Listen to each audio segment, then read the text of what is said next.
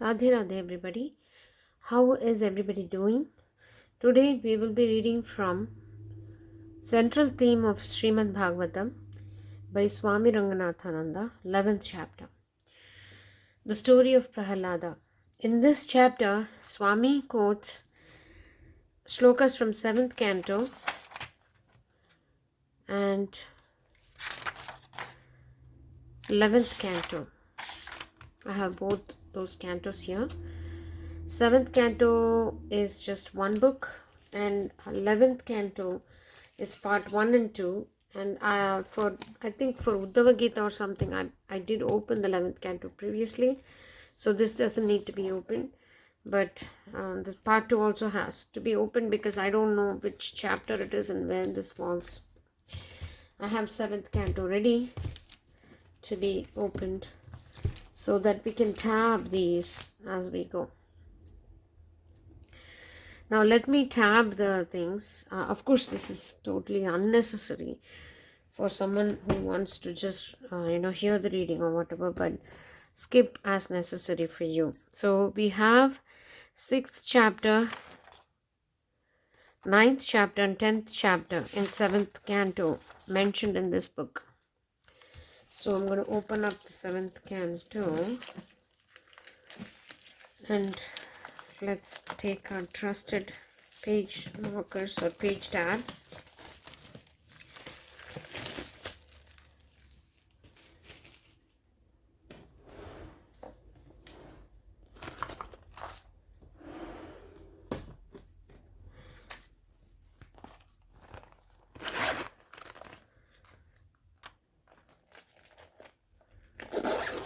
Okay. The first one is 7th canto, 6th chapter, 1st verse. This is the 7th canto, chapter 4, chapter 5, and chapter 6, chapter 5, chapter 5.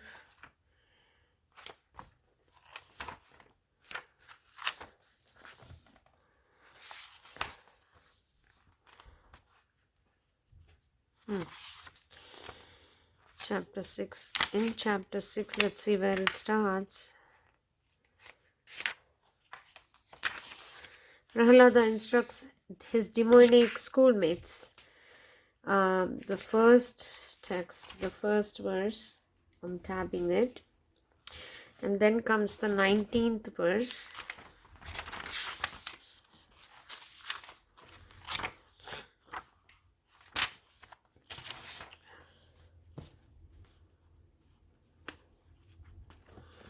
And then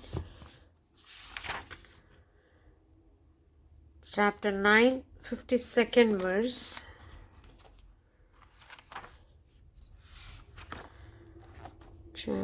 This is chapter 8, chapter 9, 52nd verse.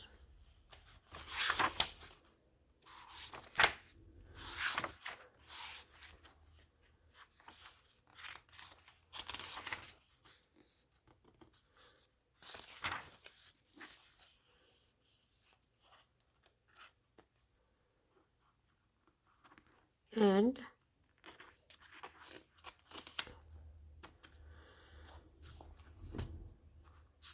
chapter 10, 4th verse. Chapter 10, 4. Okay, we have done our tabbing. And I'm not going to go to 11th canto yet. We'll do that when we get to it. Let's begin the reading. The story of Prahlada. Let us now deal with the 7th skanda of the Srimad Bhagavatam, where we find the fascinating story of greatest devotee of God, Prahlada. Prahlada, the 5-year-old child of Hiranyakashipu, was absolutely pure and had imbibed love for the indwelling god Hari from birth, even in the womb. However, Hiranyakashipu was a dictator like Hitler who hated all gods and goddesses. He believed in no god above him and held himself as supreme. He desired to bring up his child Prahlada also in this totalitarian philosophy. But Prahlada said, "Father, You are only a human being and will die one day. I believe that it is better to renounce this life and go to the forest and take refuge in Hari, who is supreme. Hiranyakashipu was very disturbed and started persecuting this boy in all conceivable ways. He appointed a teacher to remove all these notions about God and Supreme Being from the mind of his son. But Prahlada was so strong and steady that when the teacher was away, he would ask his fellow students not to accept his false teachings. On one such occasion, Prahlada gave a talk to them, which contains high spiritual ideas. One of the 28 verses, I give here two of the important ones. So, the first. Okay. Shri Prahlada Vacha Kaumara Acharet Prajno Dharman Bhagavataniha Dullabham Manusam Dharma Tadapi Adruvam Artadam.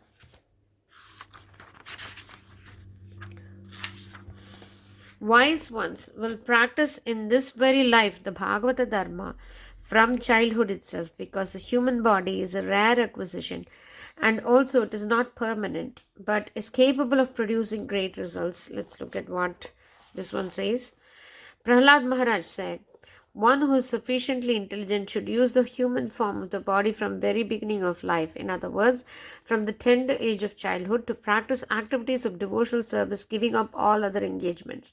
The human body is most rarely achieved, and although temporary like other bodies, it is meaningful because in human life one can perform devotional service. Even a slight amount of sincere devotional service can give one complete perfection.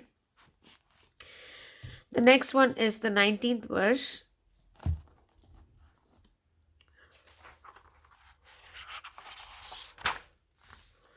Nahyachyutam prinayato bahva yaso suratmajaha atmavat sarvabhutanam siddhatvat iha sarvataha. Pleasing Achyuta, that is Hari, O children of the Asuras, is not at all hard or difficult proposition, because he is the one self of all beings and is the truth present even now everywhere. Let's see what this one says. My dear sons of demons, the Supreme Personality of Godhead, Narayana, is the original Supersoul, the father of all living entities. Consequently, there are no impediments to pleasing him or worshipping him under any conditions, whether one be a child or an old man. The relationship between the living entities and Supreme Personality of Godhead is always a fact, and therefore there is no difficulty in pleasing the Lord. Here we see Prahlada telling his fellow students, Kaumara Acharet Pragno Dharman Bhagavatan Iha. My dear friends, try to practice the Bhagavata Dharma right from childhood, because this human life is rare, and in this human life only you can realize God. The wise therefore worship God in this very life. What is this Bhagavata Dharma? It essentially constitutes seeing and serving the one infinite, all-loving self in oneself and in others, and that infuses love and service in all interhuman relations. There is divinity in all as well as in me. So establish happy relations with others and have the spirit of service to other people. The body is just an instrument. Any moment it may go. So practice Bhagavata Dharma seriously. Then the other verse, Nahi Achyutam Prinayato, is pure Vedantic teaching. The word Achyuta generally refers to Krishna.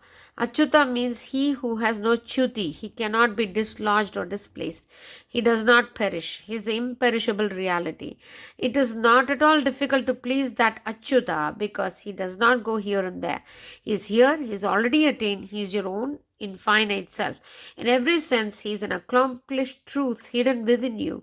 You have only to realize this. That is all.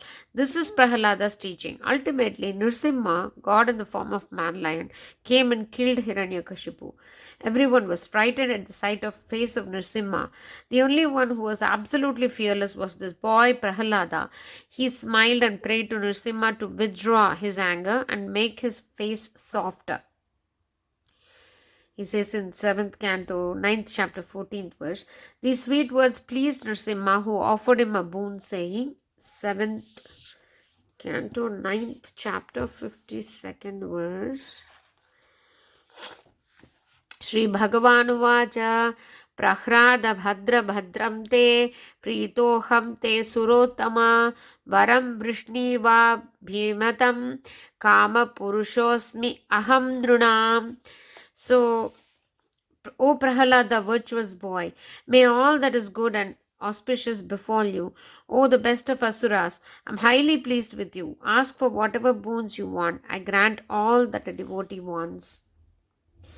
This one says, the Supreme Personality of Godhead said, my dear Prahlada, most gentle one, best of the family of the Asuras, all good fortune unto you. I am very much pleased with you.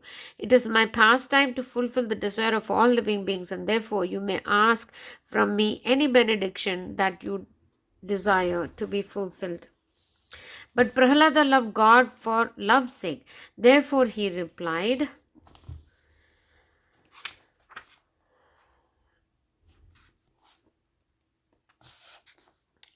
नायथा ते खिलो गुरो गतेत करुणात्मनः यस्त आशीष आशस्ते नशभृत्य सवैवणिक.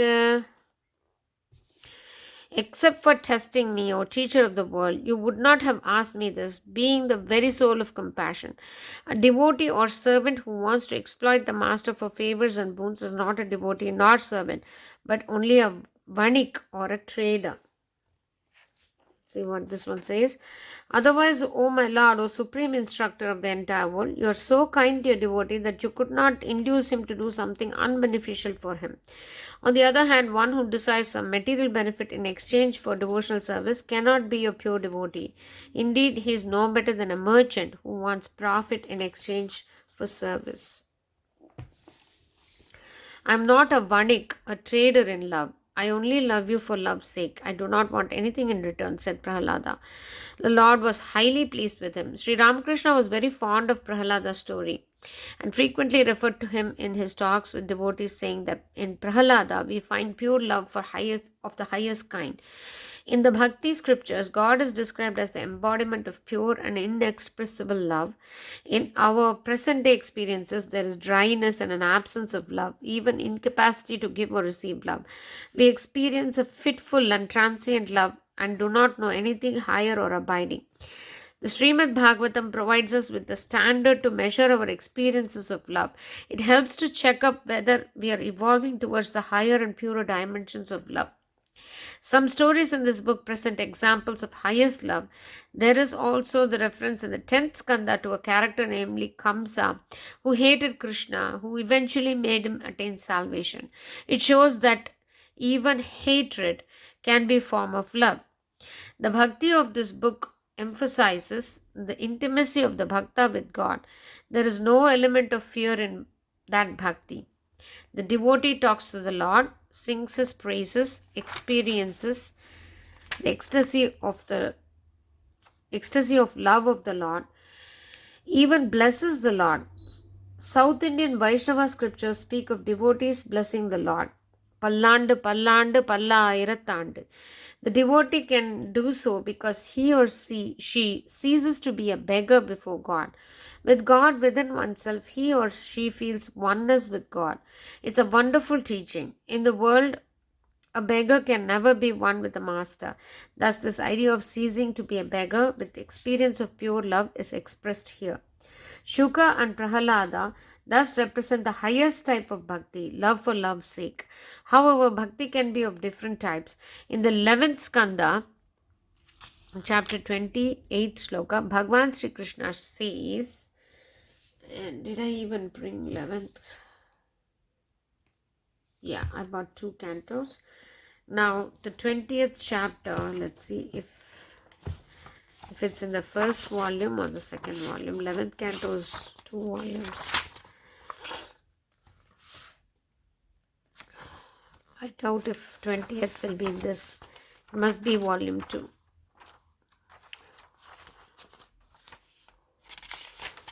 Yeah, 12 chapters. The second one, I'm going to take this, tear it up and tab this verse.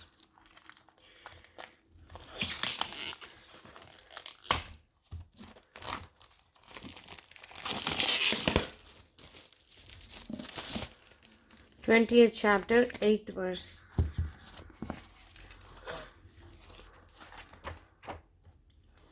18th chapter, 20th chapter. 20th chapter.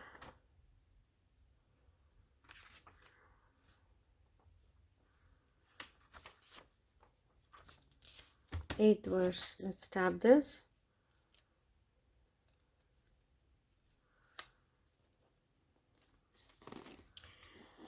Yadrichaya mat kathadau jata shraddhastu yappuman nanirvinno natisakto bhakti yogosya siddhidaha. Let's see what this one says. He who by good fortune, yadricha is actually just coincidence. You can say coincidence or just like that. He who by good fortune loves to hear about me and who is neither averse to work nor too much attached to the fruits thereof derives benefit from bhakti yoga. Says if somehow or other by good fortune one develops faith in hearing and chanting my glories, such a person being neither very disgusted with nor attached to material life should achieve perfection through the path of loving devotion to me. Suppose you're going along a road and by chance, okay, that's what coincidence, by chance, you find some lecturers going on the roadside. You just listen to the lecture and hear something about God. That discourse perhaps inspires you a little. This is called Yadrichya Matkatado. The words about God you hear by chance, and these words slowly take roots in your mind. That is, a little devotion begins in you. You do not as yet have a spirit of renunciation, but you do not have too much attachment either. To that kind of a person, Bhakti Yoga will be effective and take him to the highest level of realization. That is why Bhakti Yoga is said to be for all. Even ordinary people can follow Bhakti Yoga. It does not matter if there is a little bit of worldly attachment in them, only little love must enter their mind. In this context, I wish to mention the whole world today is hungry for this one single value, love. Bertrand Russell says, in one place that the world is in a mess today, we can solve this mess if there is a little love in the heart of man. Sorokin of the Harvard University also said that a little altruism in the heart of a man could make the world a better place to live in. In this concept of love that has been wonderfully developed in the Bhagavatam, even a little ordinary worldly love is great if it is real. Love is not merely a little nervous titillation. It is something deeper. It has a spiritual dimension. I often hear love, love, love everywhere. But those who experience love do not talk about it. Those who have no experience go on talking volumes on love. In fact, we do not know how to love. Love is not for 2 minutes or 2 days. Real love is something permanent. You begin with ordinary love, but you can develop it, make it purer, and soar to higher and higher levels. The Bhagavatam deals with all these types of love. In the Gita also, in 7:16, Bhagavan Krishna has said, Artho Jignasu Arthati Jnani Cha Bharatashava. 4 types of people worship me, O Arjuna. The man in distress, the seeker of knowledge, the seeker of wealth, the man of wisdom. Of these 4, Jnani is supreme, says Krishna. But these are all various stages of love. One day Sri Ramakrishna asked a young man, do you love anybody? No, I don't. What a dry fellow you are, said Ramakrishna. So love somebody, then you can develop that love, make it purer, nobler, but have that capacity to love. This is the teaching of Bhagavatam, and throughout the book it comes up again and again. So this chapter is full of Prahlada's love for Lord and how God came to save Prahlada, and he asked what you want, and Prahlada said he just doesn't want anything in return. He just wants Lord.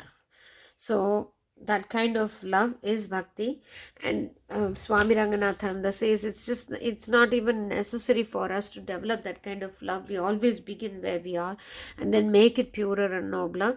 And this is also something that I keep listening to in Swami Premanand Maharaj's lectures. This is a recurring theme. Of course, it's Radha Vallabh Sampradaya and his teachings are all bhakti oriented, and we all get this, that bhakti yoga is so most suitable for Kali Yuga, because we are able to start where we are. We might have loved something, even here it says a little bit of worldly attachment, and not too much worldly attachment. For example, if you love worldly attachment a lot, like some kind of attachment, and then that attachment can be channelized to God. That is what Swami Premanand Maharaj says, that begin somewhere, just channelize whatever you have to Lord slowly and steadily, and then that brings so much bliss. I hope you love this chapter reading, and I'll meet you with a Bhagavad Gita shloka very soon. Until then, happy studying and Radhe Radhe.